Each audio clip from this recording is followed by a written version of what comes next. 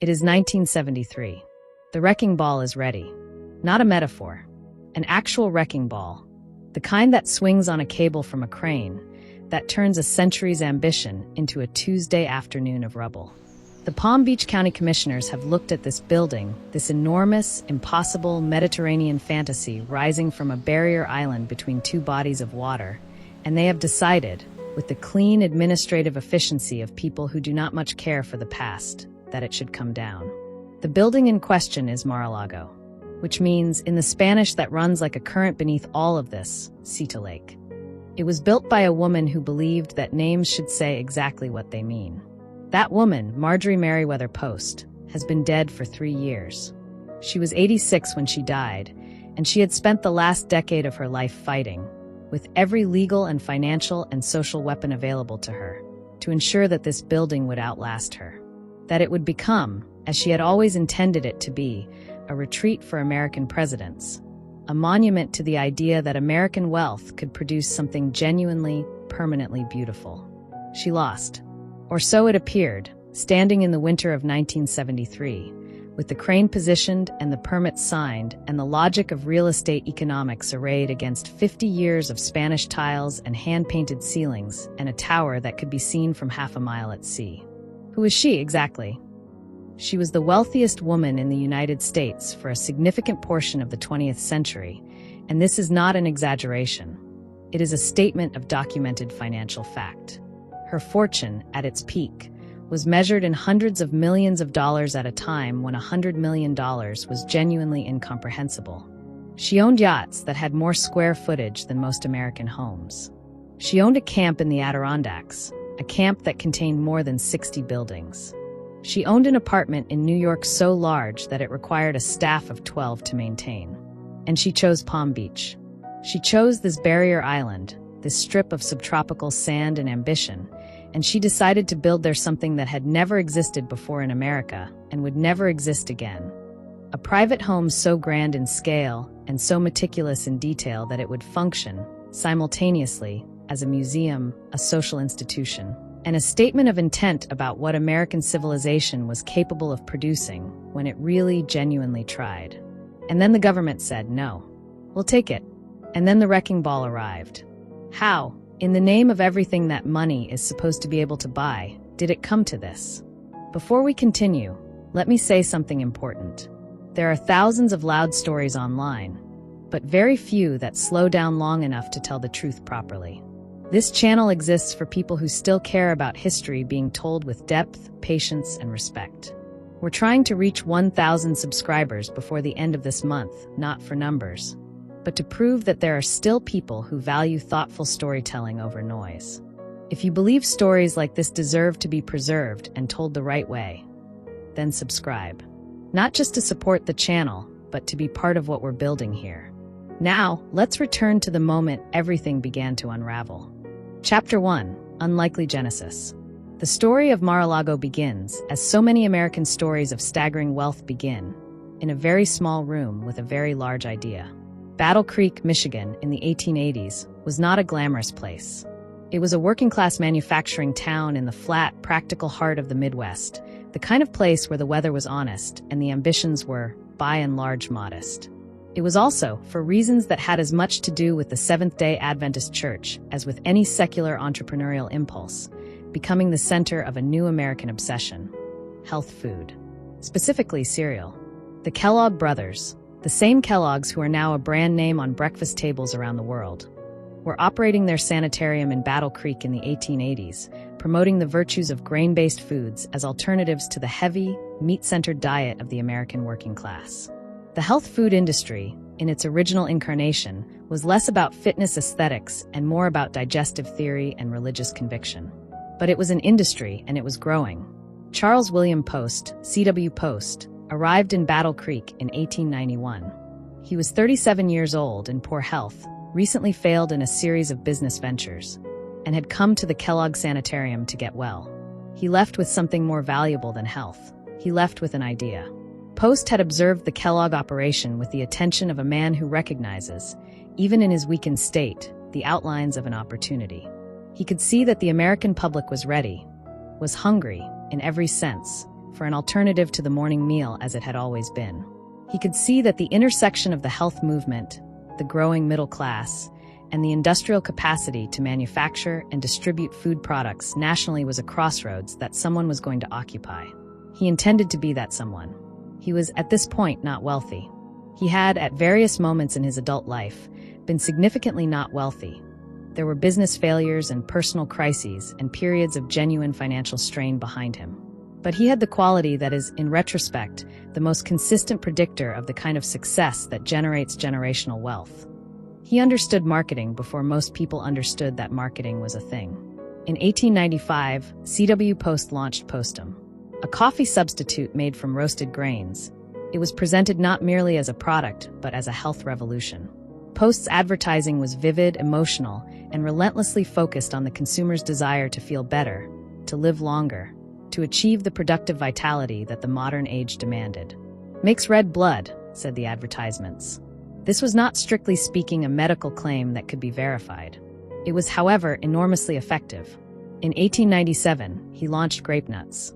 In 1904, Post Toasties. By 1906, C.W. Post was a millionaire many times over.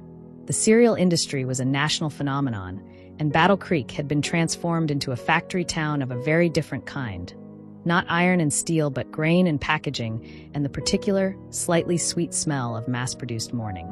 Into this world, on March 15, 1887, was born Marjorie Meriwether Post. She was the only child of C.W. and Ella Post.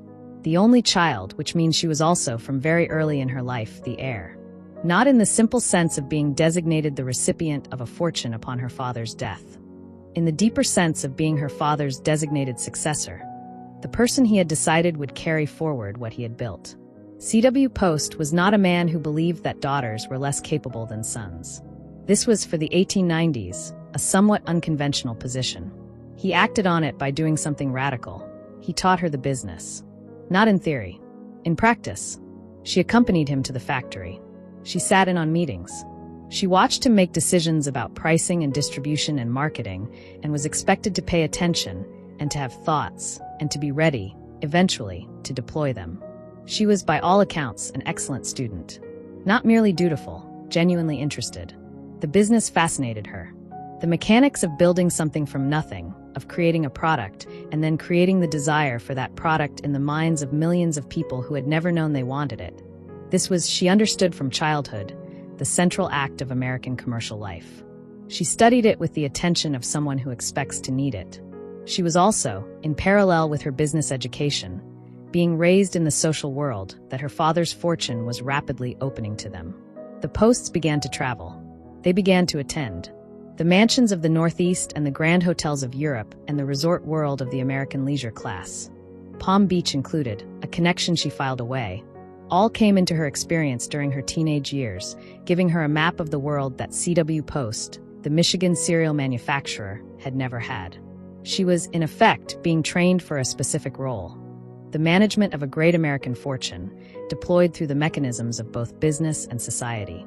She was 11 years old when she first visited Palm Beach. She looked at the island, the light on the water, the extravagant tropical color of it, the sense of America's privileged class gathered on a strip of sand between two seas, performing their wealth with the theatrical confidence of people who have decided the world is their stage. And she made a note. She was 11, but she was also already her father's daughter. She would come back. She would come back decades later, with money that dwarfed what anyone on that beach in 1898 could have imagined, and she would build something that would make every other house on the island look like a preliminary sketch for the real thing. Chapter 2. The Visionary Architect. C.W. Post died in May 1914. He was 59 years old and had been in poor health for years. The irony of the great health food entrepreneur's failing body was not lost on contemporary observers, though they were generally too polite to press it. He shot himself, in the end, at his estate in Santa Barbara. The official explanation was neurasthenia, nervous exhaustion. The actual explanation was a man who had spent everything he had physically and emotionally on the project of building an empire and had run out. He left his daughter everything. The entire Post enterprise, the factories, the brands, the real estate, the investments, the ongoing operations, went to Marjorie, who was 27 years old and had been, for the preceding 15 years, preparing for exactly this moment. The numbers were staggering. The Post fortune in 1914 was estimated at somewhere between $20 million and $30 million. In 1914 dollars, when a working man's annual salary was perhaps $500. It was, in any meaningful sense, an almost incomprehensible sum. And it was all hers. Her first act of business stewardship was, in retrospect, one of the most significant corporate decisions in American food industry history. In 1922, she orchestrated the merger of the Postum Cereal Company with a series of other food manufacturers, gradually assembling what would become, through a decade of acquisitions and strategic expansion that she oversaw with remarkable acuity, the General Foods Corporation. The brands that came under this umbrella read like an inventory of American pantry culture: Jell-O, Bird's Eye Frozen Foods, Maxwell House Coffee, Baker's Chocolate, Log Cabin Syrup. She was not merely inheriting a fortune. She was actively building one, making it larger, more diversified, more resilient. The woman who had sat in on her father's business meetings as a child had become, by her mid-30s, one of the most consequential figures in American food manufacturing, in an industry that touched, quite literally, every household in the country. She was also, in parallel, operating in the social world with the same strategic intelligence she brought to business. Her first marriage, to Edward B. Close, had produced 2 daughters but had ended in divorce in 1919. Her second marriage, in 1920, was to Edward Francis Hutton, E.F. Hutton, of the brokerage firm, whose name was already shorthand for the serious money of Wall Street. This marriage aligned the Post food fortune with the Hutton financial infrastructure and gave Marjorie both the social position and the professional partnership to operate at the absolute apex of American wealth. It was during the early years of her marriage to E.F. Hutton that the Palm Beach project was conceived. Not impulsively, nothing Marjorie did was impulsive, but as the logical terminus of a long process of consideration. They needed a winter residence. The Huttons were operating at a social level where winter residence was a meaningful category, distinct from primary home and summer retreat. The Gilded Age model of seasonal migration, New York in winter and spring, Newport or the Adirondacks in summer, Europe when possible, was the framework within which serious money organized its year. But Marjorie had a specific vision. She did not want a house in Palm Beach. She wanted a monument in Palm Beach. She wanted something that would define the island the way the great houses of Newport had defined that place. The Vanderbilt cottages, the Bellevue Avenue mansions that were called cottages with the particular self-deprecating irony of people who owned yachts and considered irony a form of good taste. She wanted, in other words, something that had never been built before in Florida. She hired 2 architects, Addison Misner, who was then the reigning genius of Palm Beach Mediterranean Revival architecture, and Marion Sims Wyeth, a New York-trained architect of considerable skill. The combination was deliberate, Misner for vision and atmosphere, Wyeth for structural rigor, and it reflected a management style she would deploy throughout her life. Hire the best available people, put them in productive tension with each other, and then insist, with the pleasant but absolute firmness of someone who signs the checks, on getting what you actually want. What she actually wanted was 128 rooms. Not 128 rooms in the way that a large hotel has 128 rooms. Uniform, stackable, efficient. 128 rooms that were each, individually, finished with the specificity of a piece of art. Rooms with different stories, different characters, different purposes, different visual personalities. A room for formal dinners and a room for informal ones. A library with a specific ceiling. A living room with a specific floor. Towers that caught specific angles of light at specific times of day. She also wanted tiles. Spanish tiles, specifically antique Spanish tiles, the real thing, not reproductions. Thousands of them. Tens of thousands. From the actual monasteries and farmhouses and noble residences of Spain, where they had been set into floors and walls for centuries. Where do you find 36,000 antique Spanish tiles? In Spain. Obviously. You send someone to Spain and you buy them. Carefully. Expensively. In quantities that require a ship to transport. She sent someone to Spain. The tiles were coming. The building had not yet begun. Chapter 3. The Obsessive Build, the 30% Bridge. Construction of Mar-a-Lago began in 1923 and would not be completed until 1927. For years. This is not because the project was poorly managed or under-resourced. It was neither. It is because the project was, from its conception, an exercise in deliberate, systemic, almost pathological perfectionism that would have broken a less determined person approximately 6 months in. Let us discuss the ceiling of the main living room.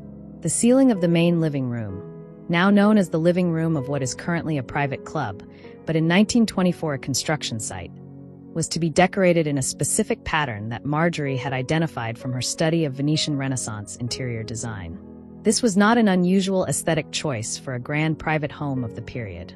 What was unusual was her insistence that the decoration be executed not by a reproduction artist producing a credible approximation, but by craftsmen who had trained in the specific tradition she was drawing from, who understood the techniques not as a style to be imitated, but as a practice to be performed from the inside.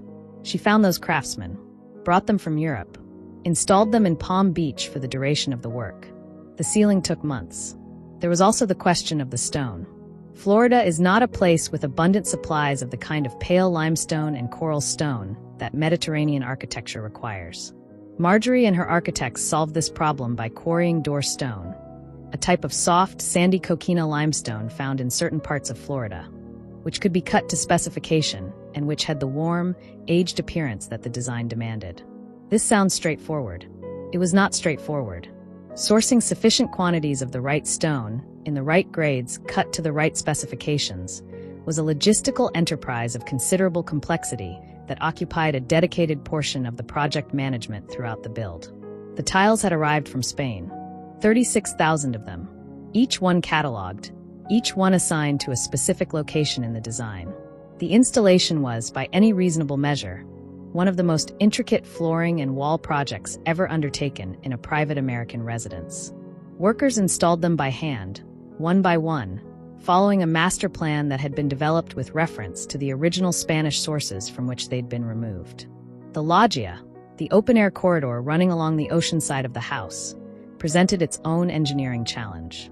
Mar-a-Lago sits, as its name suggests, on the narrow strip of Barrier Island between Lake Worth and the Atlantic. Building a structure of this scale on a site exposed to Atlantic weather patterns, on soil that was essentially compacted sand and coral, required foundation work that was more intensive than the casual beachside setting suggested. The engineers had to think about wind load, about storm surge, about the slow but inexorable movement of the water table. And then there was the question of the tower. The Moorish tower that rises above the main body of the building, visible from the intracoastal waterway, visible from the ocean, visible from half a mile in any direction, was Marjorie's specific addition to the design, a feature she insisted on over the objections of at least one of her architects who felt it was architecturally ambitious beyond what the structure could comfortably support. She insisted. The tower was built. Here is the number that contextualizes all of this. By the time Mar-a-Lago was completed in 1927, Marjorie Merriweather Post Hutton had spent approximately $7 million on its construction and furnishing. $7 million. In 1927. To give that figure its proper weight, adjusted for inflation, that is approximately $120 million in contemporary money. But inflation adjustment undersells it, because in 1927, $7 million was not merely a large sum. It was a sum that placed you in a category of wealth so small that you could count its members on 2 hands. It was the kind of money that a person spent only if they were either completely reckless or completely convinced that what they were building was worth it. Marjorie was not reckless. She had run a corporation. She understood money better than almost anyone in her social circle. She knew exactly what she was spending and exactly why, and her answer to anyone who questioned the expenditure was, by all accounts, some version of, "I know what I'm doing." The house that emerged from this 4-year, $7 million project was, and the word is not hyperbole, it is description, extraordinary. The main house contained 58 bedrooms, 33 bathrooms, 3 bomb shelters. She had paid attention to the headlines from Europe. A wine cellar, a ballroom, a golf course, a greenhouse, a beach casino, and the loggia that opened the ocean side of the building to the Atlantic with the unconcerned confidence of something that had always been there. The furnishings she had collected from the great houses of Europe. Tapestries that had hung in French chateaux, paintings by old masters, silver services of genuine historical provenance, furniture that had once been sat upon by people with titles. Not reproductions, not approximations. The things themselves. The overall effect was of a place that had been assembled from the best available materials of 5 centuries of Western civilization, filtered through the taste of a woman who had spent her entire adult life thinking carefully about what beautiful things actually looked like. It was, without question, the most extraordinary private residence in Florida. It was perhaps one of the most extraordinary private residences in the United States, and it would eventually almost destroy her. Chapter 4: The Golden Epoch. Mar-a-Lago opened in the winter of 1927, and its first social season was, by contemporary accounts, something that has to be understood against the backdrop of the specific cultural moment it occupied. The late 1920s were the apex of a particular American story. The story of wealth so vast and so concentrated that it had generated its own civilization. The great fortunes of the Gilded Age had, by the 1920s, been spent down and rebuilt and diversified and grown through 2 generations. And they were now being deployed in the social world with an extravagance that reflected both genuine aesthetic ambition and the particular giddiness of a class that had not yet encountered the wall it was about to drive into at full speed. Mar-a-Lago was, in this context, the perfect expression of the moment. Marjorie threw parties there that became the standard against which all other parties were measured. Not merely large. Large parties were easy, given the resources involved, but specific. She understood, with the instinct of a woman who had grown up watching her father manage the presentation of products to mass markets, that the experience of an event mattered as much as its scale. She thought about the flow of a party the way an architect thinks about the flow of a building. Where did guests arrive? What did they see first? What was the journey from entrance to ballroom? And what was the sequence of impressions along the way? What was the light doing? And what was the band playing? And what was the precise temperature at which champagne should be served to 100 guests on a Florida evening? The guests at Mar-a-Lago's early seasons were a census of the American establishment.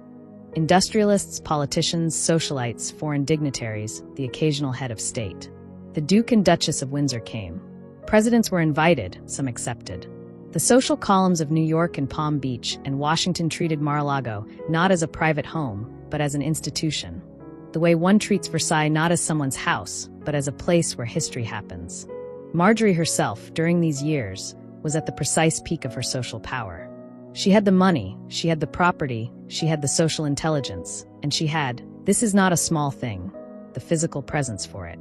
She was handsome in the particular way of people who spend a great deal of money and attention on being handsome, who approach it as a discipline rather than a gift. She dressed magnificently, with the kind of jewelry that was not ostentatious, but was simply impossible to overlook. She moved through her own parties with the authority of a person who has built the room she is standing in. There were, during these golden years, also the yachts. The Hussar, later renamed the Sea Cloud, was commissioned in 1931 and became, upon its completion, the largest private sailing yacht in the world. 316 feet. 4 masts. A crew that numbered, at full complement, over 70. It had a master stateroom with a working fireplace and walls hung with original paintings. It had a crew dining room paneled in mahogany.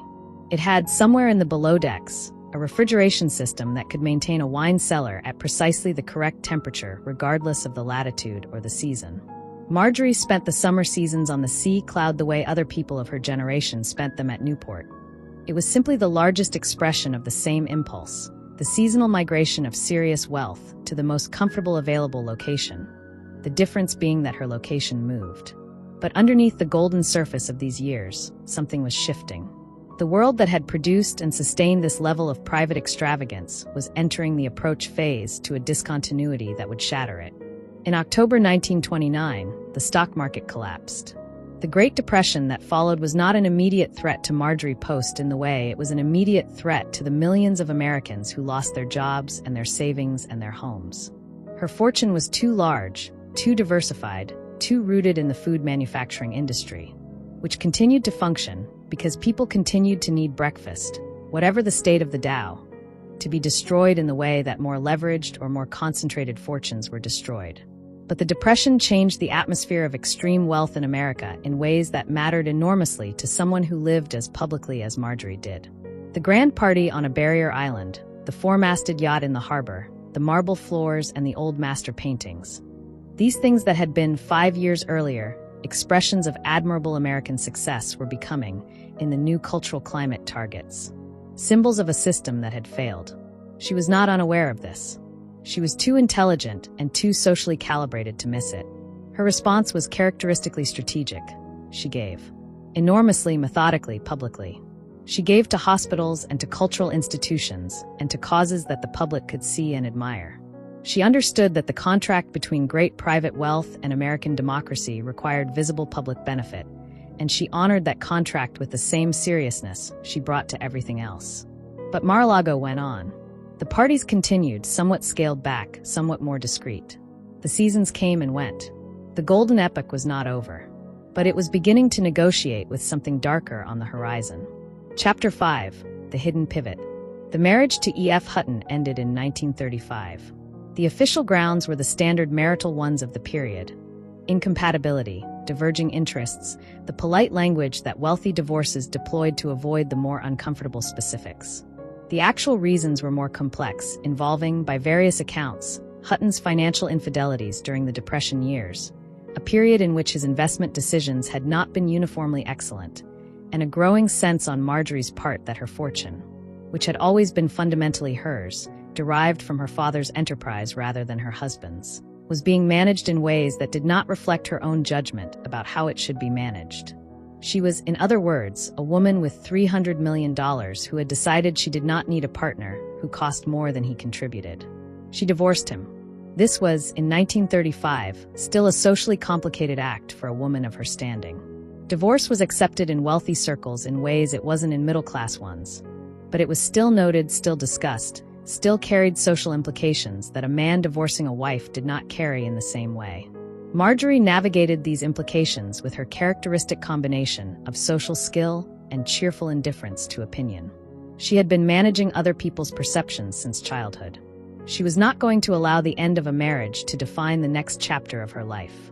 The next chapter arrived in the form of Joseph E. Davies. Davies was a Washington lawyer and Democratic Party figure who had been appointed by President Roosevelt as ambassador to the Soviet Union in 1936.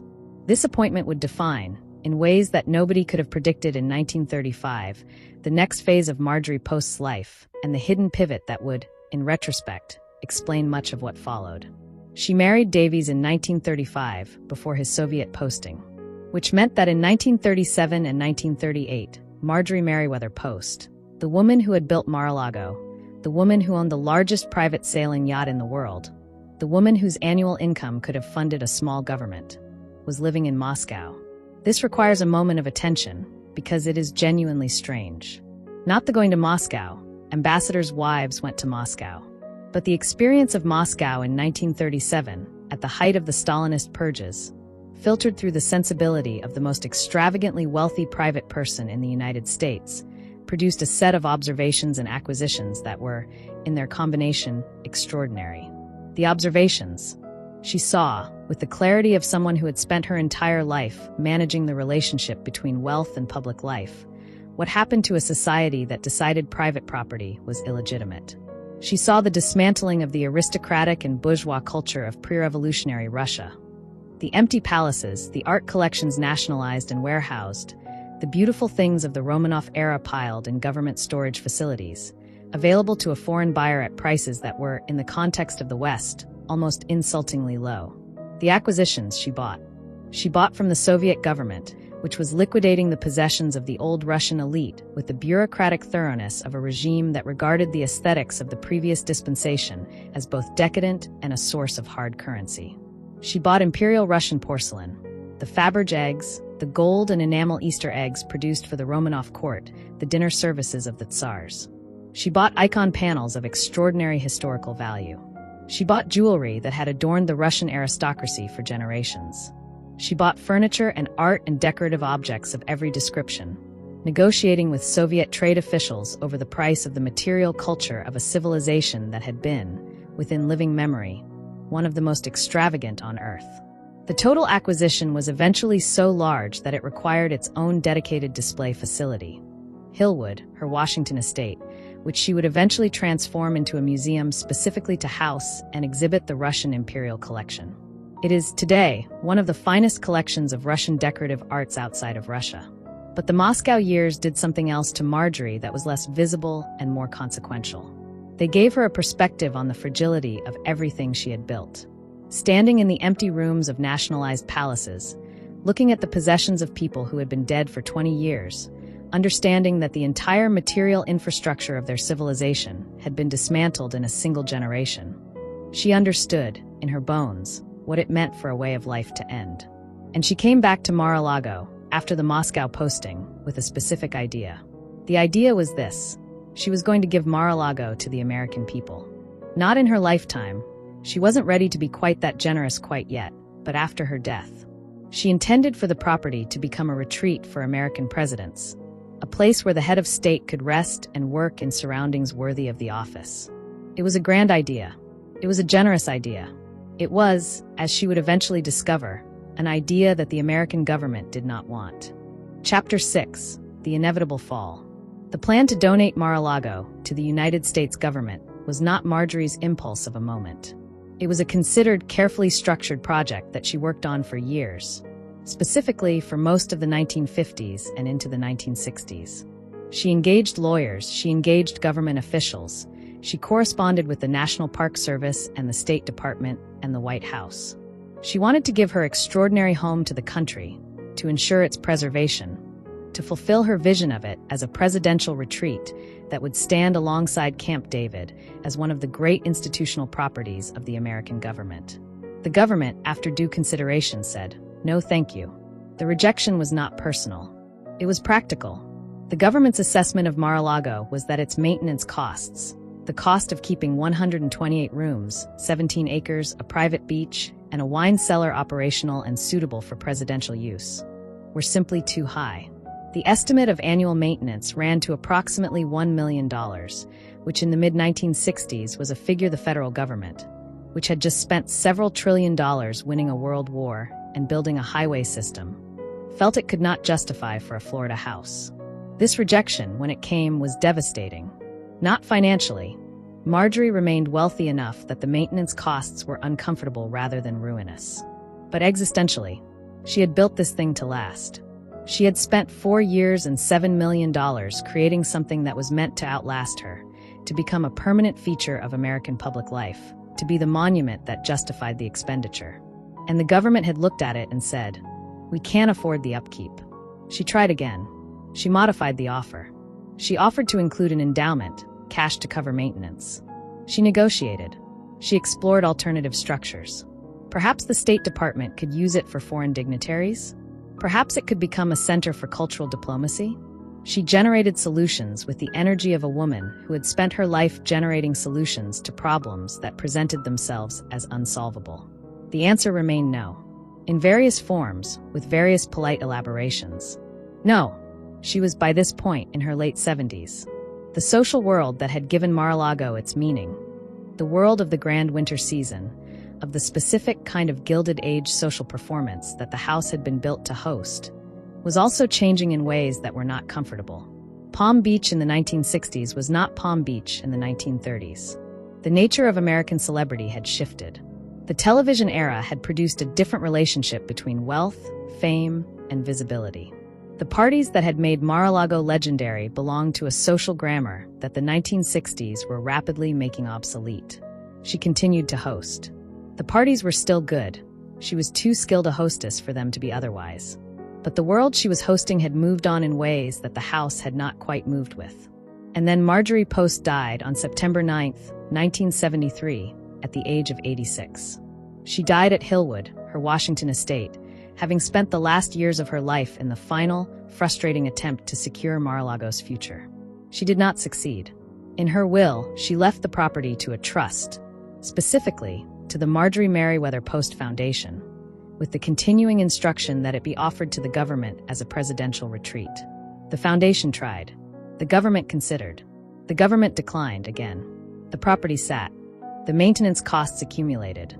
The trust, which had other obligations and other beneficiaries, found the ongoing expense of maintaining an unused 128-room mansion on a Florida barrier island unsustainable. By 1973, the trust was in negotiations with the county government about the property's future. The most economically rational option, in the view of the people managing the estate's finances, was demolition. The land was valuable. A 128-room mansion that no one wanted to maintain was not adding value. The developers were interested. The wrecking ball that we saw at the opening of this story, that was this moment. This is where we arrived at in January 1931, when we opened our eyes in Suite 552 at the Herald Square Hotel. Except now it is 1973, and the locked room is 17 acres on a Palm Beach barrier island, and the woman who built it died 3 years ago, and there is nobody left to fight. Marjorie Merriweather Post spent $7 million building something she meant to last forever. And 46 years later, it was scheduled for demolition. This is what All Is Lost looks like. Except, the story was not over. Chapter 7, The Cunning Rescue. Into the story of Mar-a-Lago in 1985 walked a figure who represented, in almost every conceivable way, the opposite of what Marjorie Merriweather Post had embodied. Where she was old money, or more accurately, the first-generation translation of new money into old money through the deliberate application of aesthetic ambition and social intelligence. He was new money and proud of it, aggressively so, with no interest in the kind of quiet authority that the Post fortune had generated and every interest in the kind of loud, impossible-to-ignore statement that Post's social world had considered somewhat gauche. Donald Trump purchased Mar-a-Lago in 1985 for $8 million. $1 million more than it had cost to build 58 years earlier, which says something pointed about the mathematics of great real estate held long enough. The purchase was itself a story of considerable cunning. Trump had been attempting to buy the property since the late 1970s and had been rebuffed repeatedly. First by the Post Foundation, which was still hoping to find a more elevated use for the property, and later by various municipal interests that had their own ideas about what should happen to 17 acres of oceanfront Palm Beach real estate. His eventual acquisition of it was accomplished through a combination of persistence, strategic positioning, and the particular kind of real estate negotiation in which you make yourself the path of least resistance. The foundation was exhausted, financially and emotionally, by the ongoing burden of maintaining a property that no institution wanted and that cost a fortune to keep operational. Trump was present, he was willing to pay, and he was willing to pay now. In real estate, as in many things, the person who is ready to close is often the person who gets the deal. But what he was buying was, by 1985, in a condition that reflected a decade of institutional ownership without genuine custodianship. The famous tiles were intact. They were, after all, embedded in the floors and walls and could not easily be removed. The structure was sound, but the maintenance that Marjorie had lavished on the property with the obsessive attention of its creator had not been sustained under foundation ownership. The gardens had grown shaggy. The paint had given way in places to the aggressive Florida climate. The interior, without the Post collection of furniture and art, which had gone to Hillwood, felt like a stage set without its props. Trump's plan for Mar-a-Lago went through several iterations in the years following the purchase. His initial concept involved subdividing the property, selling off portions of the 17 acres for private residential development, which would have covered the acquisition cost and generated substantial profit. This plan was met with fierce resistance from Palm Beach's existing residents, who objected, with the passionate intensity of people who live next to something valuable, to the prospect of their barrier island's signature property being broken up into lots. The zoning battles that followed were a masterclass in the mechanics of high-stakes real estate warfare. Trump applied for the subdivision permits. The town of Palm Beach's planning authorities reviewed the applications with the thoroughness that was appropriate given the historical significance of the property. The neighbors organized. Letters were written. Lawyers were hired.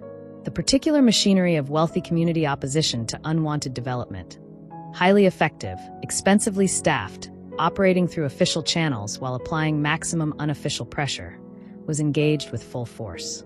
Trump lost the subdivision fight. Or, more precisely, he did not win it quickly enough to make it his primary strategy. The resistance was too organized, the process too slow, the outcome too uncertain. He pivoted. The pivot, announced in 1993, was to convert Mar-a-Lago into a private membership club. Not a residential subdivision, not a hotel, not a government property. A club, the specific social institution that Palm Beach and its kind of resort community had always organized themselves around. The Bath and Tennis Club, the Everglades Club. These were the institutions through which Palm Beach's social hierarchy expressed and reproduced itself.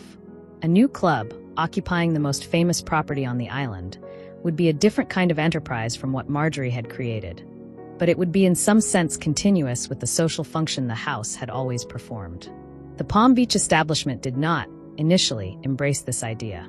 There were objections about traffic, about membership policies, about the appropriate use of a property of such historical significance. There were legal challenges. There were the kind of sustained, well-resourced neighborhood objections that Palm Beach was well-equipped to generate.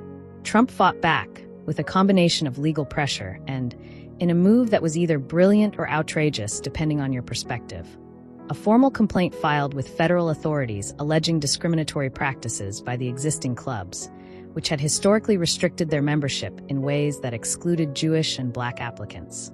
This complaint reframed the local zoning battle as a civil rights matter, which is a considerable reframing, and it had the effect of making the opposition to the Mar-a-Lago club considerably more expensive and uncomfortable to maintain. The club opened in 1995. Mar-a-Lago was not demolished. It was transformed. Whether Marjorie would have approved is a question that the historical record cannot answer, and perhaps that is appropriate. She built it. She couldn't control what came after. None of us can. Chapter 8: The Disruption of Norms. The conversion of Mar-a-Lago into a private membership club did not merely save the building.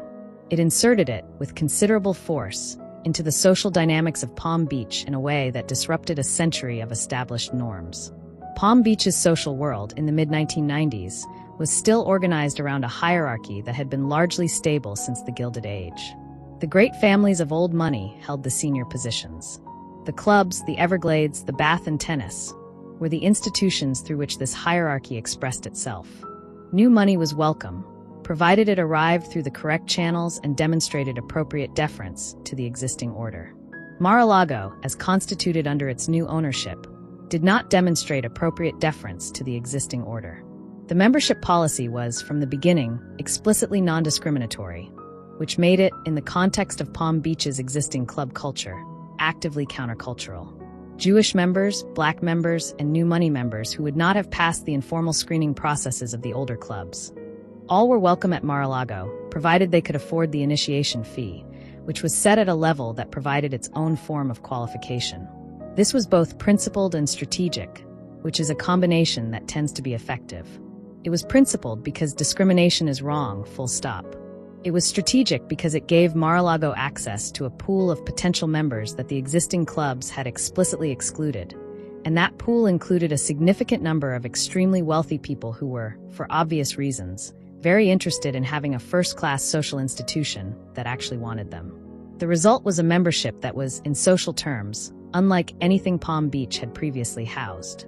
The Mar-a-Lago roster in its first decade included entertainment figures, technology entrepreneurs, international business people, media personalities, a cross-section of American and global wealth that was broader and in some ways more genuinely cosmopolitan than the old guard institutions it was disrupting. The parties resumed. They were different parties, aimed at a different audience with different cultural references and different ideas about what a good time looked like. The music was different. The dress code was different, or rather, interpreted differently. The particular formality of the old Palm Beach social season, which had been Marjorie's formality, the formality of someone who had spent decades performing for an audience that expected a specific kind of presentation, was loosened, made more accessible, made more like the entertainment culture version of luxury than the old money version. This was, for the original building, a complicated fate. The physical fabric of Mar-a-Lago, the Spanish tiles, the Venetian-painted ceilings, the door stone walls, the gold leaf on the moldings, was maintained and in some cases augmented. Trump added gold to things that had not previously been gold, which was a choice that reflected a different aesthetic philosophy than the one that had guided the original construction. Marjorie Post had been extravagant in the specific, studied way of someone who had researched what genuine European grandeur looked like and replicated it with enormous care. The additions made under new ownership were extravagant in a more emphatic register. Brighter, more insistent, more legible to an audience that hadn't necessarily read the source material. Whether this was desecration or renovation was, and remains, a matter of genuine aesthetic debate. What is not a matter of debate is that the building survived. The thing that Marjorie Post had spent 4 years and $7 million building, that had come within a bureaucratic signature of demolition in 1973, was still standing. Its tiles were intact. Its towers were intact. Its loggia still open to the Atlantic, and the ocean still looked essentially the same as it had looked when Marjorie Post had decided, sometime in the 1920s, that this was the right place for the thing she wanted to build. Mar-a-Lago also became, in the 1990s and 2000s, a venue for events of a kind that Marjorie had always intended the property to host: weddings, charity galas, large social gatherings of significant public figures. The social function of the building, which had been its purpose from the beginning, was intact. But there was a deeper disruption happening that went beyond the social dynamics of Palm Beach's club world. Mar-a-Lago, as a private club, had become something that Marjorie had never intended it to be: a commercial operation. She had built it as a home. She had offered it as a gift. What it became instead was a business, a very successful one, generating revenue that sustained its own maintenance and generated profit beyond that. This is, in a historical irony that is genuinely rich, probably the only version of Mar-a-Lago's survival that was actually available. The government didn't want it. The foundation couldn't sustain it. The developers wanted to demolish it. What saved it, in the end, was the decision to turn it into exactly the kind of commercial operation that Marjorie Post's social world had always considered slightly déclassé. The building survived. The idea of the building, the specific vision of American grandeur that Marjorie had poured her $7 million and her 4 years and her Venetian craftsmen and her 36,000 Spanish tiles into, was preserved in its physical form. Everything else was up for negotiation. Chapter 9: The Grand Metamorphosis. The most dramatic chapter of Mar-a-Lago's post-Marjorie life began, in a sense that neither she nor anyone who knew her could have predicted, in November 2016. The election of Donald Trump as the 45th President of the United States transformed Mar-a-Lago from a Palm Beach private club into one of the most covered, most visited, most photographed, and most debated properties in the world. The estate that Marjorie Post had built as a presidential retreat, a vision the government had twice declined, became, improbably, a de facto presidential compound of a different kind. In the first year of the Trump presidency, Mar-a-Lago hosted summits with foreign leaders, served as the site of major policy announcements, and became the backdrop for diplomatic encounters that shaped international relations. The Japanese Prime Minister arrived. The Chinese president visited. The property that had been built with Spanish tiles and Venetian craftsmen, and a Moorish tower designed to be visible from the sea, was now being photographed by the international press corps and broadcast into living rooms around the world. This was, in its way, exactly what Marjorie had always intended. The scale of it, the international significance of it, the sense of the property as a stage for American power. These were precisely the things she had envisioned when she had designated it as a presidential retreat. She had imagined Eisenhower resting there, Kennedy hosting there, the pageant of American leadership playing out in the spaces she had designed.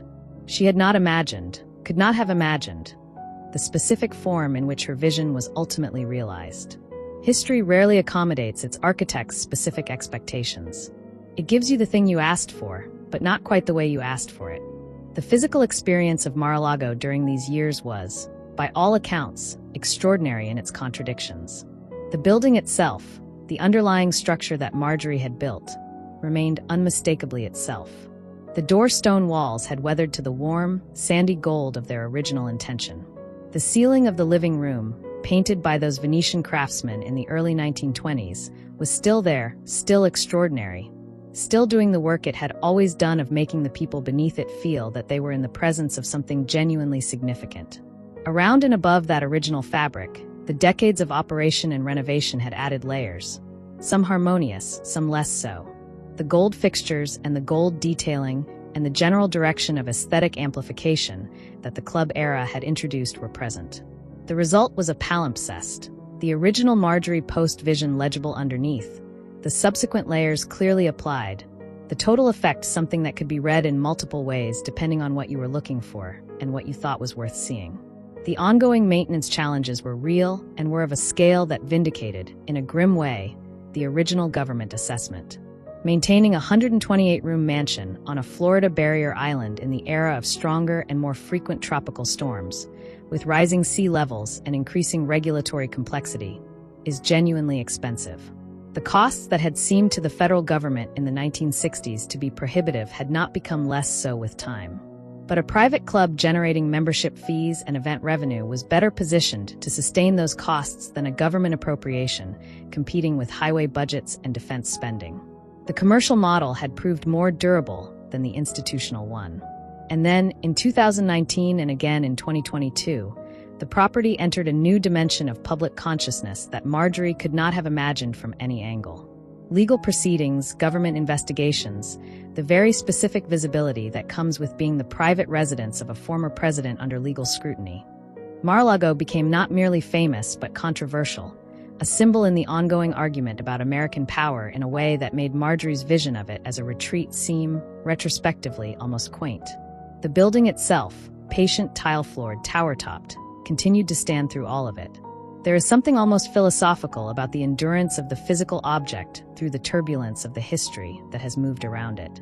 The tiles were laid in the 1920s by craftsmen, following a plan developed by a woman who wanted to build something permanent. They have now been walked on by more than a century of human traffic.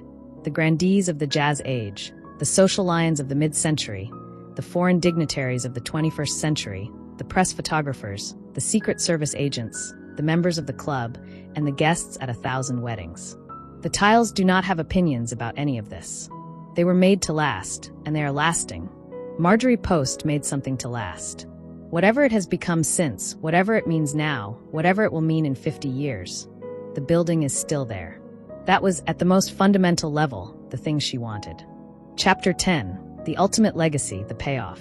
To understand what Marjorie Merriweather Post actually built, you have to look past Mar-a-Lago. Not because Mar-a-Lago is unimportant. The building she spent $7 million on and 40 years fighting for is self-evidently important, is still standing, is still performing some version of the social function she designed it for. But Mar-a-Lago is only one element of a legacy that is, in its full dimensions, extraordinary. Hillwood is still there. The Russian imperial collection she assembled in Moscow in 1937 and 1938. The Fabergé eggs, the imperial porcelain, the icons, the jewelry of the Romanovs, is on public display in a museum that she designed specifically to house it, managed by a foundation that she endowed specifically to maintain it. It is one of the finest collections of its kind outside Russia. It is free to the public. It is there because one American woman, standing in the nationalized palaces of a dismantled civilization, understood the value of what was being discarded and had the resources and the foresight to preserve it. The General Foods Corporation, the enterprise she built from her father's cereal company through 30 years of acquisitions and strategic management, was, by the time she stepped back from its management in the 1960s, one of the largest food companies in the United States, employing tens of thousands of people and feeding millions more. The brands she had assembled and managed are still present on American kitchen shelves. She did not merely inherit a fortune, she built an industry.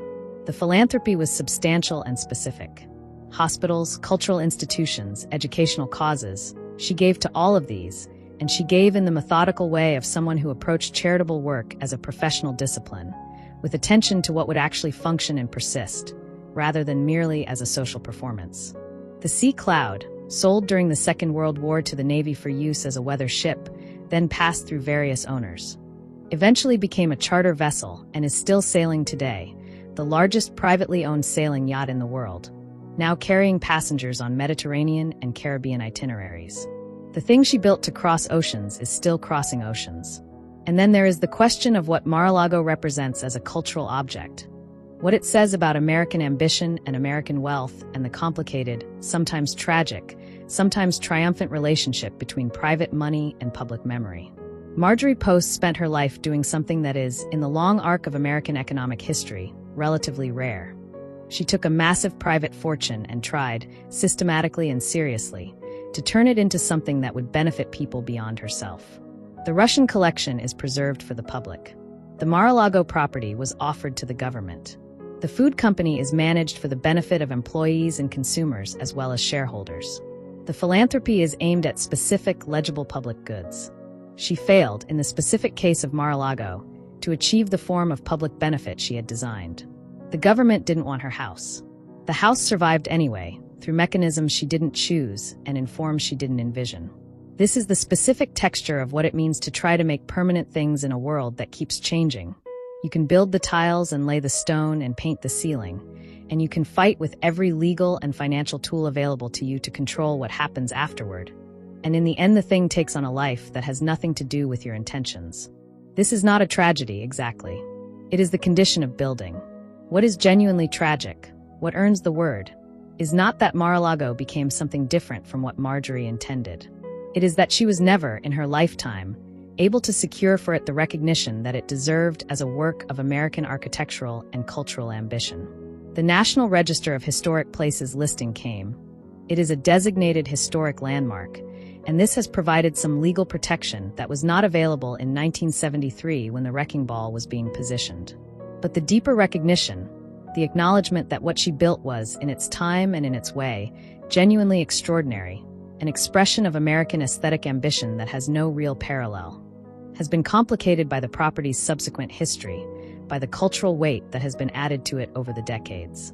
Marjorie Merriweather Post was born in 1887 in a factory town in Michigan to a father who made cereal. She died in 1973, having spent $7 million on a house, assembled one of the finest collections of Russian imperial art outside of Russia, helped build one of the largest food corporations in American history, and lived a life of such scale and ambition that it is difficult, at a distance of 50 years, to take its full measure. She wanted to make something permanent. Several of the things she made are, in fact, permanent. The tiles are still there. The ceiling is still there. The Faberge eggs are in their cases at Hillwood, lit and labeled and available to anyone who wants to look at them.